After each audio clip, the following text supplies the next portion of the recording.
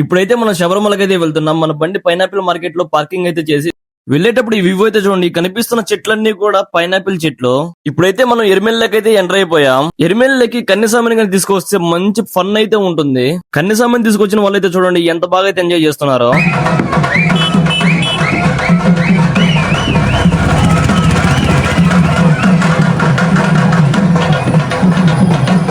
ఇప్పుడు ఎరిమేల నుంచి పంబాకైతే వెళ్తున్నాం. ఫైనల్ గా పంబాలోకి అయితే వచ్చేసాం. మన అయ్యప్ప స్వామి భక్తులు అయితే చూడండి ఎంత మంది అయితే ఉన్నారో. ఈ రోజు అయితే క్రౌడ్ అయితే చాలా ఎక్కువ అయితే ఉన్నారు. మా మాంసం అయితే పంబాలో అయితే మునుగుతున్నాడు.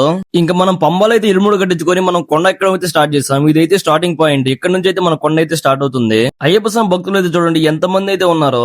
నా చేతిలో కనిపిస్తున్న ఈ వాటర్ అయితే మామూలు వాటర్ అయితే కాదు. ఇవి ఎన్నో వేరులతో అయితే బాయిల్ చేసి ఈ వాటర్ అయితే బయటకు తీస్తారు. ఫైనల్ గా అయ్యప్ప స్వామి పడికెట్ల దగ్గరికి అయితే వచ్చేసాం.